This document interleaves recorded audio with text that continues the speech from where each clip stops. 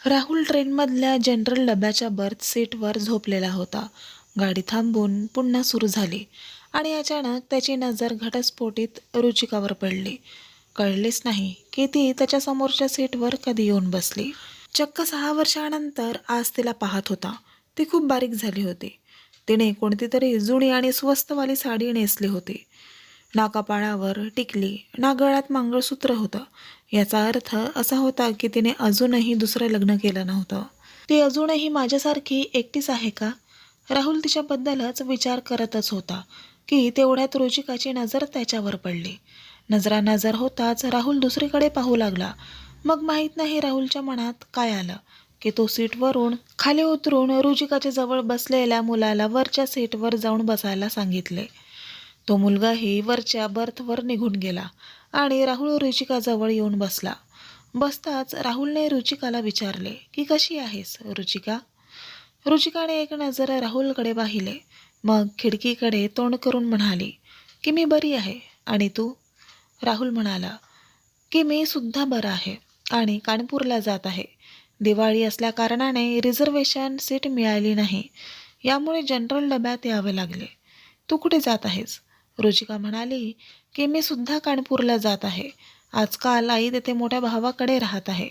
आजारी आहे म्हणून तिला भेटायला जात आहे. बराच वेळ दोघांमध्ये शांतता होती. मग राहुल म्हणाला, एक विचारू का? रुचिकाने डोळ्यांनी विचारले, काय? राहुलने संकोचपणाने विचारले की तू अजूनपर्यंत लग्न का केले नाहीस? ती काहीच बोलली नाही. मग राहुलनेही पुन्हा विचारले नाही. मग रुचिकानेही विचारले की तू केलेस का लग्न? राहुलने काहीच न बोलता नकारार्थी मान हलवली. मग पुन्हा बराच वेळ दोघांमध्ये शांतता होती. जणू काही दोघेही एकमेकांना परखत होते. डब्यात कुल्फी विकणारा आला होता. राहुलने रुचिकाला विचारले की खाणार का? रुचिकाने नाही म्हणून मान हलवली. राहुलनेही रिक्वेस्ट करत पुन्हा विचारले, खाऊन घे ना यार, तुझ्यासोबत मीही खाऊन घेईन. मला माहीत आहे की तुझी सर्वात मोठी कमजोरी कुल्फी आहे. ती जरा हसली. तेव्हा राहुलला जाणवले की ती तिच्या डोळ्यांतून वाहणाऱ्या अश्रूंवर नियंत्रण ठेवण्याचा प्रयत्न करत आहे. तो 5 वर्ष तिच्यासोबत राहिला होता. जेव्हा ती स्वतःच्या अश्रूंवर नियंत्रण ठेवण्याचा प्रयत्न करत होती तेव्हा नेहमी अशीच असायची. राहुल मुद्दाम दुसरीकडे पाहू लागला तर रुचिका हळूच आपले अश्रू पुसू लागली. मग ती नॉर्मल होऊन म्हणाली की एका अटीवर खाईल. राहुलने विचारले, बोल काय अट आहे? तर रुचिका म्हणाली की पैसे मी देईल. राहुल काहीच बोलला नाही. मग रुचिकाने 2 कुल्फी विकत घेतली आणि 1 कुल्फी राहुलला देत बोलली की आता मीही कमावू लागली आहे. एका प्रायव्हेट शाळेत शिकवायला जाते. महिन्याला 10,000 रुपये मिळतात. कुल्फी खात राहुल म्हणाला की घटस्फोटाच्या वेळी कोर्टाच्या आदेशानुसार मी तुला 30 लाख रुपये देत तर होतो. जर तू घेतले असते तर स्वतःची स्कूल ओपन केली असतेस. पण तू खूप स्वाभिमानी आहेस. या जमान्यात पैशाविना काहीच होत नाही. ती हसत म्हणाली की जर घेतले असते तर स्वतःच्याच नजरेत पडले असते. शिवाय माझ्या मनाला काय उत्तर दिलं असतं? माझ्या मनाने रोज मला प्रश्न विचारला असता की ज्याला सोडून आली आहेस त्याच्याच सहारे जगत आहेस. राहुल म्हणाला की तू खरंच खूप चांगली आहेस. मनाने स्वच्छ आणि निरागस आहेस. ही भावना तुझ्यासोबत घटस्फोट घेतल्यानंतर मला कळाली. तू विश्वास ठेवणार नाही, पण मी खरंच खूप बदललो आहे. पिणेही सोडले आहे. रागही करत नाही. आता मी कुणाला कमी लेखण्याचा प्रयत्न देखील करत नाही. ज्याच्याबद्दल तुला खूप वाईट वाटायचं त्या सगळ्या वाईट सवयी मी सोडल्या आहेत. ती उदास होत म्हणाली की आता याचा काय उपयोग? जेव्हा मी नकार द्यायची तेव्हा तर तू माझी एकही गोष्ट कधी ऐकून घेतली नाहीस. तुझ्यामुळे प्रत्येक वेळी मी टेन्शनमध्ये असायची. याच कारणामुळे माझा 2दा गर्भपातही झाला. नाही तर आज माझीही 2 मुलं असते. एक 8 वर्षाचा तर दुसरा 6 वर्षाचा झाला असता. बोलता बोलता रुचिका रडू लागली. मुलांचा विषय निघाला तेव्हा राहुलचेही डोळे भरून आले. पण तो एक पुरुष होता त्यामुळे अश्रूंना बाहेर वाट दाखवण्याआधीच पिऊन गेला आणि म्हणाला की कधी कधी वाटतं की मी खूप वाईट माणूस आहे. मी कधीच नात्यांचा सन्मान केला नाही. याचीच शिक्षा आजही भोगावी लागत आहे. मी खूप एकटा पडलो आहे. आता आईसुद्धा सोडून गेली आहे. आई गेल्याचं ऐकून रुचिकालाही खूप दुःख झाले आणि म्हणाली की आईची तब्येत तर चांगली होती, मग अचानक आईला काय झालं?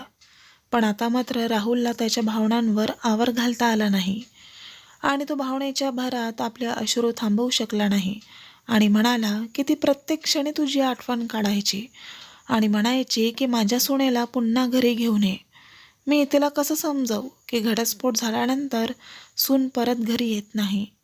मग दोघांमध्ये काही वेळ पुन्हा शांतता पसरली.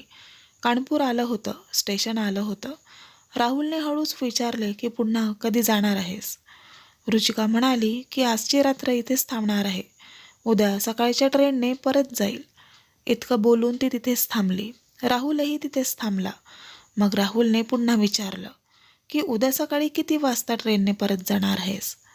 रुचिका म्हणाली की आम्ही गरीब लोक आहोत. रिझर्वेशन करून जात नाही. जनरल डब्यात प्रवास करतो म्हणून मिळेल त्या ट्रेनचे तिकीट घेऊन चढून जातो. इतकं बोलून ती खाली उतरली. राहुल आपले सुटकेस सांभाळत तिच्या मागे धावला आणि म्हणाला की जर मी रिझर्वेशनचे 2 तिकीट घेतले तर मला माहिती आहे की तू माझ्यासोबत येणार नाहीस. पण मला तुझ्यासोबत प्रवास करायचा आहे. तू सांगशील तर मी जनरल डब्यातही यायला तयार आहे. तू सांग की किती वाजता भेटशील? रुचिका ऑटो रिक्षामध्ये बसून म्हणाली की 9 वाजता येथे भेटेल. मग त्याच्या डोळ्यासमोरून ऑटो रिक्षा निघून गेली. राहुल 2 दिवसांसाठी कानपूरला आला होता. पण रुचिकासोबत प्रवास करायचा होता म्हणून त्याने त्याचे शेड्यूल बदलले होते. शक्य होईल तितक्या लवकर आपली ऑफिसची कामे उरकली आणि दुसऱ्या दिवशी सकाळी 8 वाजताच स्टेशनला पोहोचला.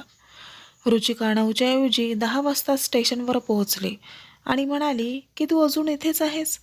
मला वाटले की तू निघून गेला असशील. रुचिका खूप खुश दिसत होती. राहुल म्हणाला की तुझे तिकीट घेऊन आलो आहे. आता 30 रुपयाच्या तिकिटासाठी काही बोलू नकोस. रुचिका हसतच म्हणाली की ट्रेन यायला अजून अर्धा तास बाकी आहे. चल तोपर्यंत कुल्फी खाऊया. पैसे मी देईल, हिशोब बराबर होईल. ती पुन्हा हसू लागली. तिला हसताना पाहिल्यावर राहुलची नजर तिच्या चेहऱ्यावरून हटतच नव्हती. दोघांनी मिळून कुल्फी खाल्ली आणि ट्रेनही आली. मग पुन्हा एक नवीन प्रवास सुरू झाला. पण हा प्रवास काही खास होता. राहुल काहीतरी बोलण्यासाठी तळमळत होता, पण घाबरत होता की जर तिने नकार दिला तर. राहुल नोटीस करत होता की रुचिका तिच्या मोठ्या भावाच्या घरून नवीन साडी नेसून आली होती.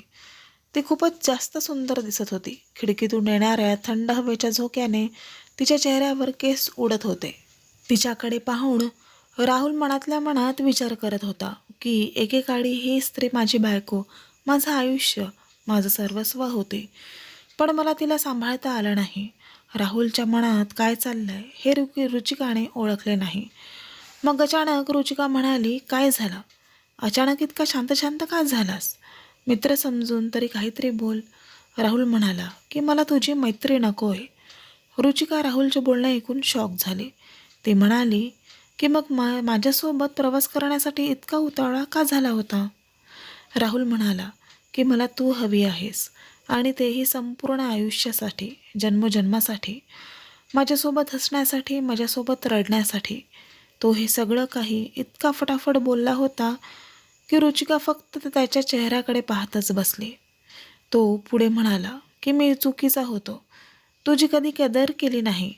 पण तू गेल्यानंतर मला कळून चुकले आहे की मी किती चुकीचा होतो. प्लीज मला माफ कर. एवढं बोलून तो आज ढसाढसा रडू लागला. रुचिका गप्प झाली होती. ती फक्त त्याच्या चेहऱ्याकडे पाहत होती. राहुल तिचे दोन्ही हात पकडून रडत बोलत होता, मला माफ कर यार. माझं खरंच खूप चुकलं. पण मी तुला प्रॉमिस करतो की आता यापुढे मी कधीच तुझ्या डोळ्यात पाणी येऊ देणार नाही. तू जे सांगशील, जसं सांगशील मी अगदी तसाच वागेल. पण प्लीज परत ये. रुचिकाने हळूच आपल्या डोक्यावरून साडीचा पदर थोडा मागे सरकवला आणि म्हणाली, जरा इकडे बघ. राहुलने पाहिले तर रुचिकाने मान भरली होती. ती म्हणाली की मला माहिती होतं तू असाच करणार आहेस. मी कालच विचार करून ठेवला होता की आता एकट्याने चालण्याचे दिवस संपले आहेत. माझा जीवनसाथी मला परत मिळाला आहे. आता इथून पुढील प्रवास त्याच्यासोबतच करायचा आहे. थकली आहे मी आता एकट्याने चालत चालत. बोलता बोलता ती विचित्र मुद्रावस्थेत हसत होती. राहुल म्हणाला, मला माहिती आहे जेव्हा तुझं मन भरून येतं तेव्हा तू अशीच हसतेस. आज थांबवू नकोस अश्रूंना. वाहून जाऊ दे, तुझं मन हलकं होऊन जाईल. इतक्यात रुचिकाचा बांध फुटला आणि ती जोरजोरात रडू लागली. पूर्ण डब्यातील लोक त्यांनाच पाहू लागले. पण आज रुचिकाने लोकांची पर्वा केली नाही. ती राहुलच्या खांद्यावर डोके टेकवून रडू लागली होती. काही वेळाने रुचिकाचं गाव आले होते. गाडी काही वेळ थांबली, मग निघाली. रुचिकाला आता तिथे उतरायचे नव्हते. आयुष्याने पुन्हा एका नवीन वळण घेतलं होतं. नवीन आयुष्याला सुरुवात झाली होती. आता तिचं ठिकाण माहेर नाही तर नवऱ्याचं घर होतं, जे किती वर्षापासून तिची परत येण्याची वाट पाहत होते. ती अजूनही राहुलच्या खांद्यावर डोके ठेवूनच होती. डोळे बंद करून मंद स्मित हास्य गालावर उमटत होते, बिलकुल लहान मुलांसारखं. तर मित्रांनो, कथा आवडल्यास चॅनलला लाईक, शेअर आणि कमेंट करा.